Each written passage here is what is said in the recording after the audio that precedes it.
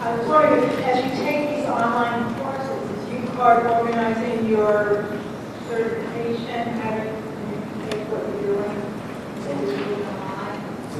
There's usually a printout of the certificate at completion of the course. You print that out and you can mail a copy to me at this point in Albany. You can get my address to you. I keep a folder on every volunteer in the state that shows that you've taken the required courses and then your application. And then we feed that back to the county. Or as you guys get more established, there may be somebody that coordinates that at the county level.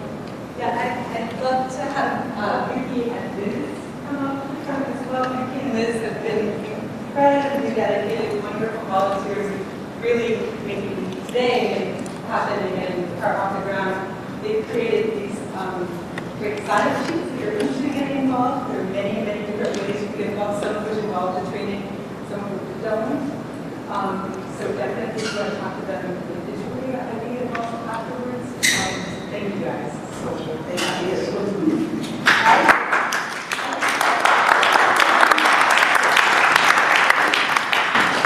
Art, I know that you're into reading. Is there a possibility if we got some people raise their hands if they were interested, that there could be some group trainings rather than single online trainings? I'll speak on the spot. But I think if there is a need and a desire for group training, we want to know how to.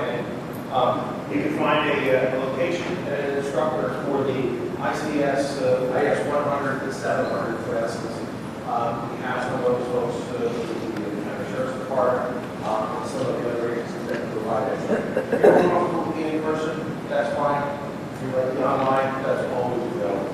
But we would want to make sure that's coordinated so that we get as many people as possible in a session. Just your help to it, but how many people would be interested in taking group training for some of these courses? Raise your hand, please. Wow. What do you think, Art? What do you think, Steve?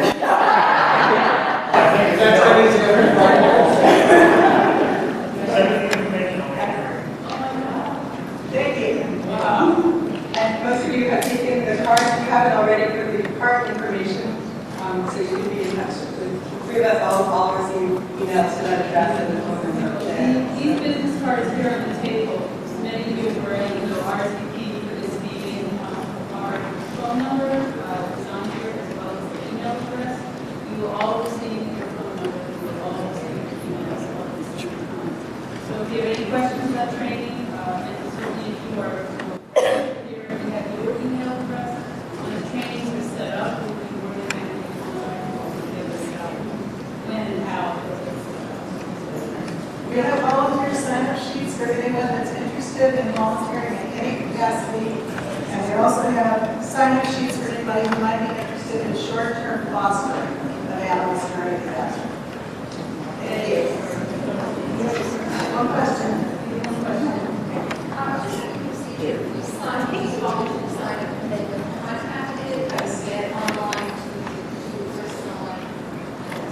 How many people contact you once we have all that? I was just kind of curious about where we are in the process of setting up UCART. Is it an organization that already exists? What do you need from people here? And what's the time frame? And what are the action items? And all that kind of stuff. Sorry.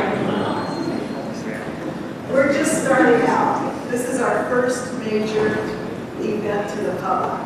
So we're going to take all the information we get from the volunteer sign-ups and all the information we get on these sign-up forms, and we're going to put a beginning plan in action. But initially, we'd like to get some people trained because they will be what considered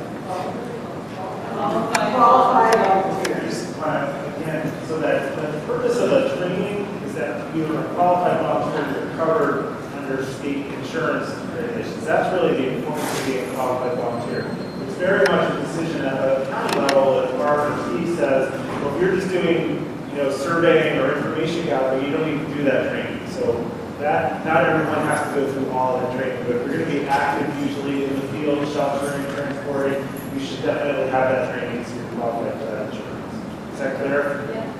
But the other thing that's enormously helpful, as Irene talked about, is if you already know of resources that can help in a disaster, help us build that database.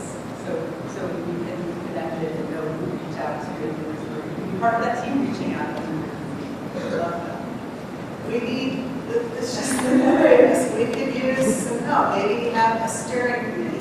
That's on the volunteer sign-up. If anybody's interested in getting on board with the beginning of this and helping to set it up, we welcome you. Yes. My name is PJ, local resident there in the city of Houston.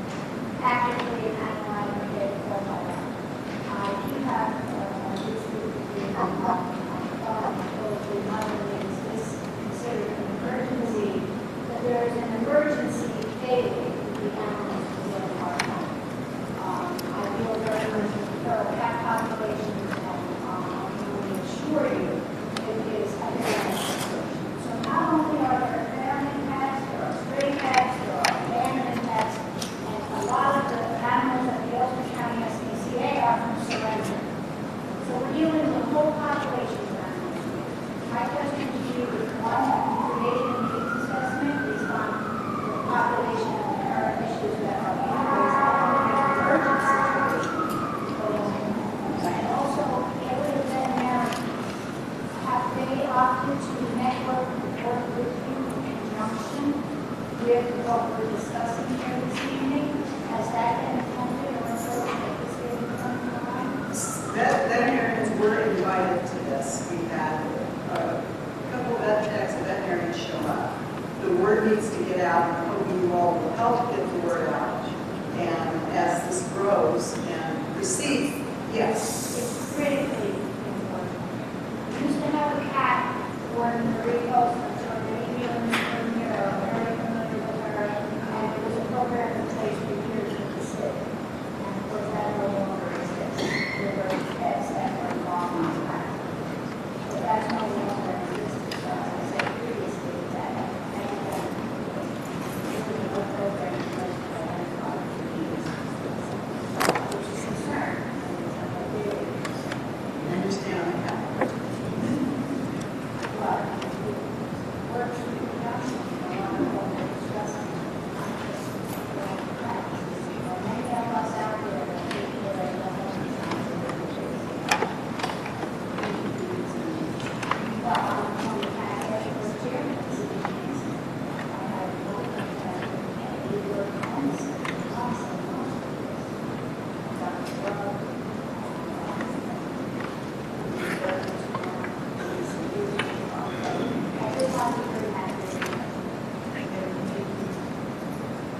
Thank you all. Oh, sorry, I have one more question. Did anyone take into consideration how old the fairground is, you're launching a large animal competition? I was going to say, how about that place? Because I know it's handed. We've actually used it. We used it many years ago. We had a large dog rescue too, and we have dogs that seem to work, but yeah, there's some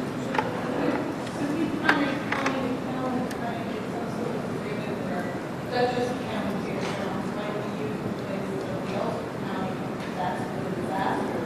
I think that's what Art was, go on the speed now, but I think that's part of the framework that needs to be. I mean, obviously, if this grows, we're going to learn our resources, and every resource. You need to know who is generated, who has housing, who can take animals, who can't take animals. Fire departments, that will help. If they're a roaming center, will they get in? This is a large, Rome wasn't built in a day, this definitely has done in stages.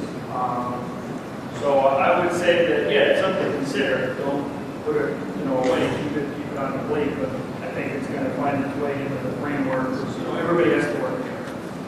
Dutchess County, Ulster, we're all here to help each other, know about the animals. Not that possible about working together, leveraging our Steve and the communication that they provide to other agencies in the county. For example, we often be able to use such a stadium as initial pet shelter, outreach and all this kind of stuff there. And health department has that already locked up for people shelter. So we have to coordinate between agencies, between the county as well. well as something like summer games, because it's flooded. That's stuff to consider. Just one last thing. We were talking about the schools not allowing us to use their facilities. If they allow us, would we be able to, expect them to help us in terms of emergency for animals and people? But it seems that as taxpayers, we really have a little more clout than just saying, oh, they don't want us there. I mean, we're paying our taxes to support the school systems, and I just think that we could use that as sort of pushing the idea of having them as part of our community help us out with their emergency. And there are a lot of school districts who agree to do that. And there are other school districts that make it more difficult. And I agree that at the end of the day, if there's declared emergencies, those tax-paying institutions are supposed to provide. But there's, it takes a lot more work. So what we're trying to do is try to do it in an easy way, try to get places that will welcome. When we get to that place where we're going to have to utilize leverage like that, we could maybe use that. But at this point, I think there's a lot of school districts that are willing to support us and go forward. And I think again, the better we're organized, the more likely we're going to get the answer from the other side. So I think it's first, let's get organized. Let's see how many cartoons we have all around the county, and then think about what's reasonable. So I think it's a build-up. You're not going to solve everything in one moment. So please don't leave without filling out this, or you can fill it out online, or you can take it home and mail it to us. Any of those things would be great. Thank you all for being here.